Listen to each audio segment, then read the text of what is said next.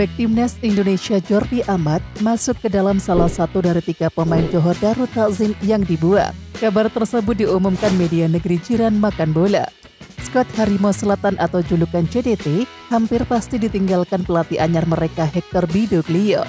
Kabarnya klub raksasa Malaysia tersebut bakal mendatangkan Siso Munoz yang merupakan ex-pelatih Watford dan juga Sheffield Wednesday. Perombakan tampaknya tidak hanya terjadi pada kursi kepelatihan saja, melainkan juga kedalaman skuad JDT. Menurut kabar yang tersiar, ada 3 pemain yang kemungkinan besar akan hengkang. Makan Bola menyebut 3 pemain tersebut adalah Jordi Amat yang merupakan kapten JDT, mantan bintang Real Madrid Jesse Rodriguez, dan juga pemain termahal mereka yakni Charles Elias. Pasalnya Harimau Selatan ingin memperkuat skuadnya sehingga harus melakukan perombakan. Kabar mengenai Jordi Amat dibuang sebenarnya sudah tersiar cukup lama. Terlebih kontrak pemain Timnas Indonesia itu akan berakhir 31 Mei 2025 dan kemungkinan besar memang tidak akan diperpanjang.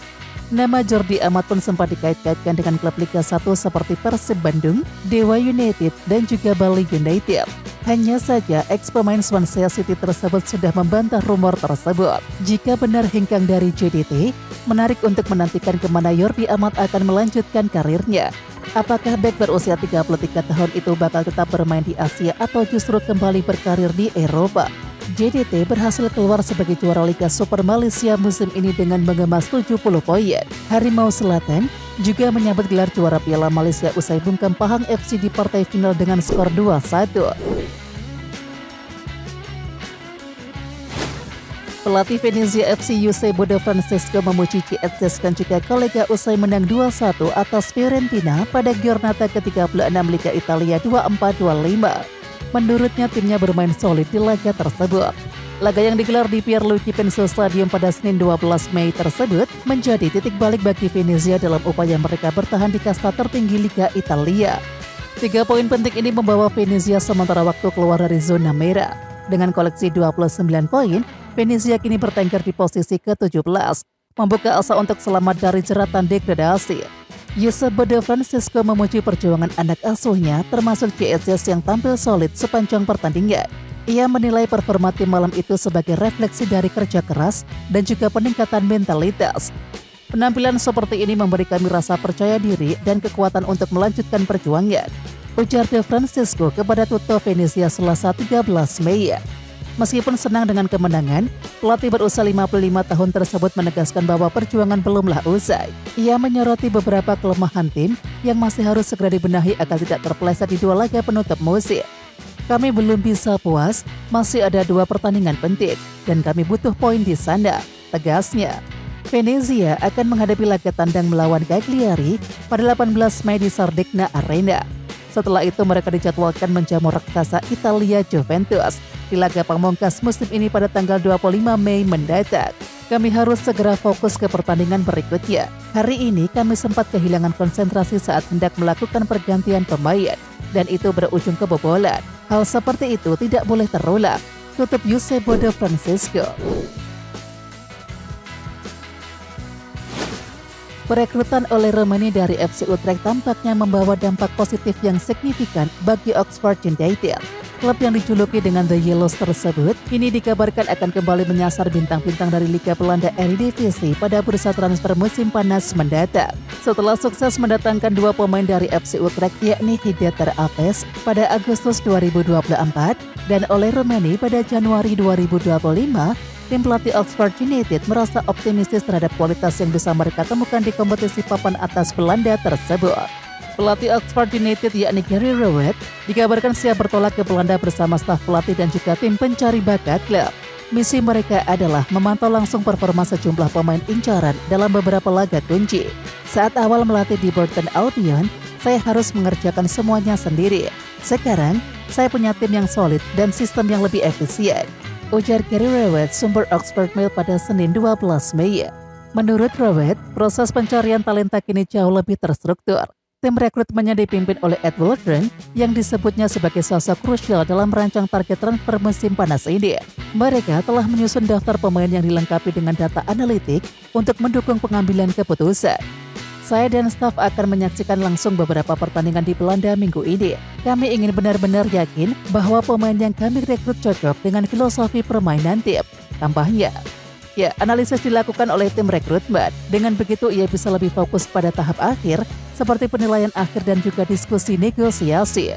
Bukan berarti semua target pasti bisa kami dapatkan, tapi yang terpenting adalah kami bisa mengidentifikasi pemain yang tepat sebelum melakukan pendekatan lebih lanjut. Jelasnya, menariknya, 5 pemain timnas saat ini tercatat sebagai pemain di Eredivisie, yaitu Miss Kaikes dari FC Twente, Kelvin Verdong dari NEC Nijmegen, Tom Haye dari Almere City, Elian Renders dari PSV Zwolle, dan Dian James dari Go Ahead Eagles. Melihat kepemilikan Oxford United yang berada di tangan 2 tokoh Indonesia yakni Erick Thohir dan juga Anindya Bakri, muncul spekulasi apakah salah satu dari pemain-pemain itu akan menjadi target The Yellow selanjutnya setelah Marcelino lebih dahulu bergabung. Mungkinkah bintang timnas lainnya segera menyusul? Ya, kita nantikan saja.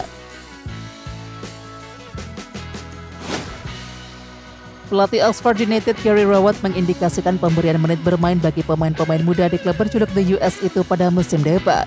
Kami punya tim dengan skuad yang cukup besar, dan saya pikir sesuatu yang harus kami lakukan tahun depan adalah mungkin menciptakan kesempatan lebih buat beberapa pemain muda dari akademi dan beberapa pemain muda yang dipinjamkan. Akan ada kesempatan bagi sebagian dari mereka untuk mempertaruhkan posisi, dan kemudian mungkin kita dapat menyederhanakan dan menciptakan sedikit lebih banyak manfaat dari tempat-tempat yang saat ini tersisa. Jelas Gary Rowett, sumber Oxford Mail. Ya, pelatih yang pernah menjadi pemain Premier League tersebut menyebutkan 4 pemain muda bakal punya kesempatan mendapatkan tempat di tim utama. Saya akan selalu menyebut angka ideal. Angka ideal itu mungkin mencakup 4 pemain muda. Jadi, jika ada 6 atau 7 pemain cedera, beberapa pemain muda dapat masuk dan jadi bagian dari skuad pada hari pertandingan karena mereka berlatih bersama sepanjang waktu.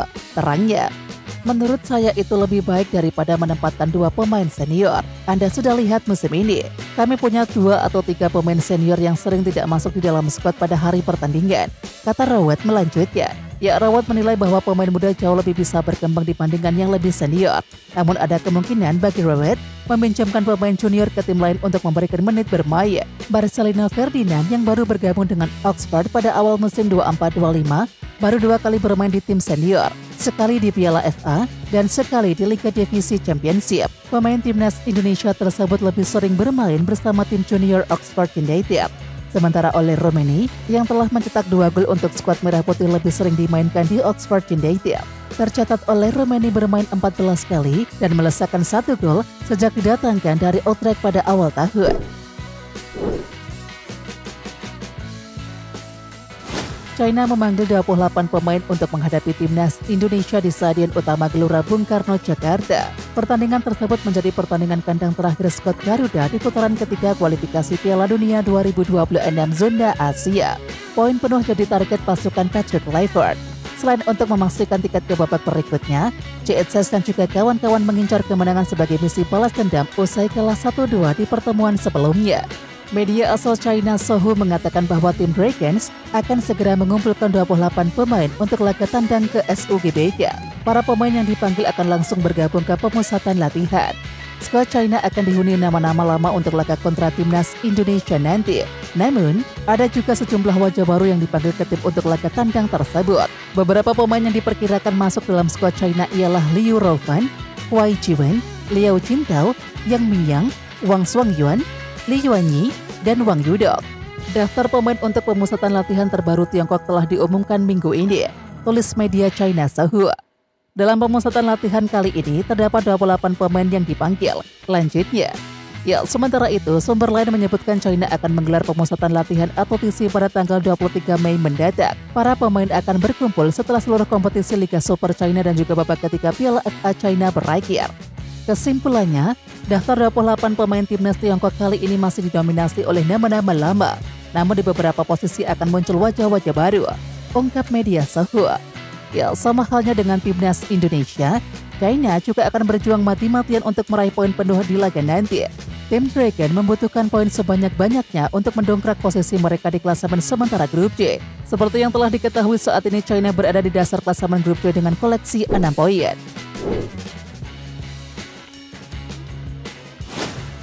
Rupanya ada peran penting dari ex anak buah Erick Thohir dalam tim yang menjadi lawan timnas Indonesia di putaran ketiga kualifikasi Piala Dunia 2026 zona Asia.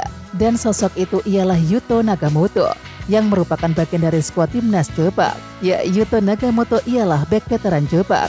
Yuto Nagamoto masuk dalam skuad Jepang saat melawan timnas Indonesia di putaran ketiga kualifikasi Piala Dunia 2026 di Stadion Utama Gelora Bung Karno Senayan, Jakarta, 15 November 2024 yang lalu.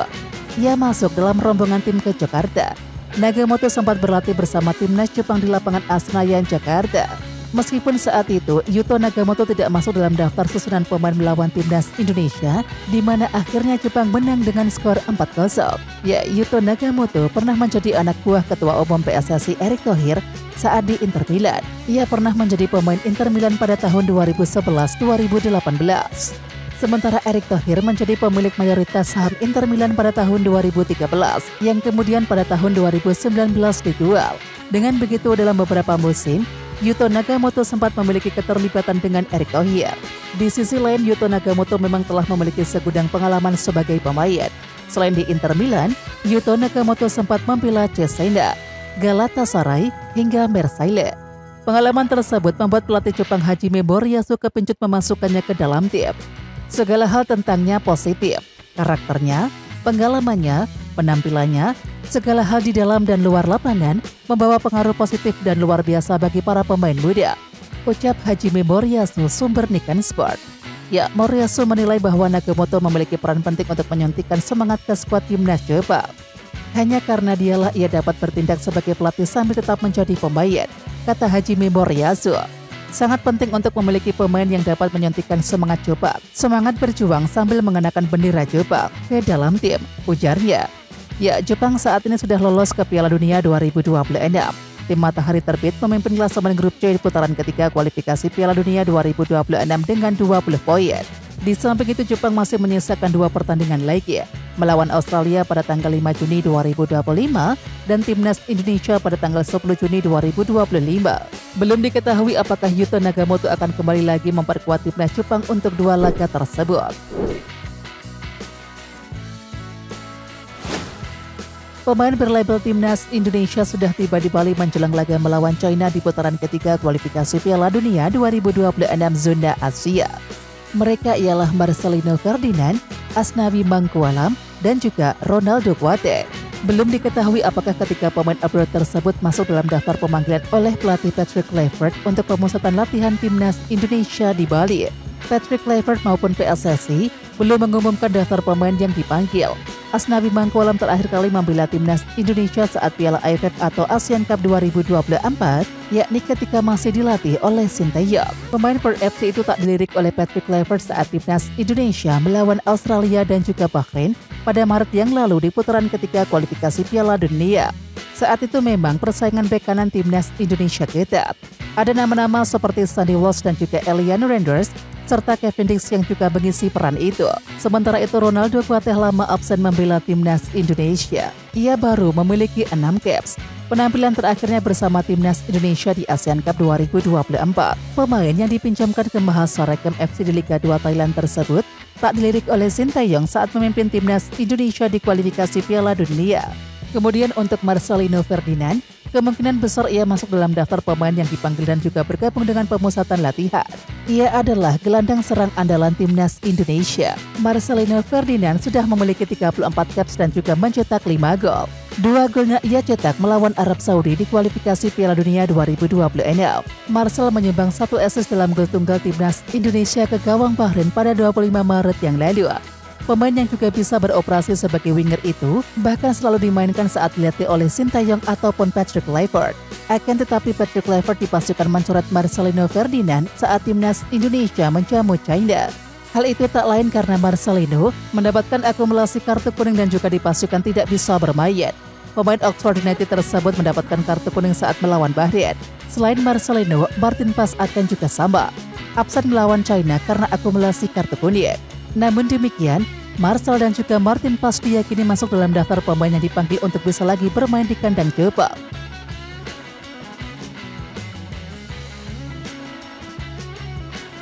Oke Timnas Lovers, siapa kita? Kita Indonesia. Ayo kita dukung terus sepak bola tanah air Indonesia. Jangan lupa dukung terus Garuda Raya Channel dengan subscribe, like, dan komen karena saran dan kritik kalian sangat bermanfaat untuk perkembangan channel ini. Tungguin video selanjutnya dari Garuda Raya Channel. Salam olahraga.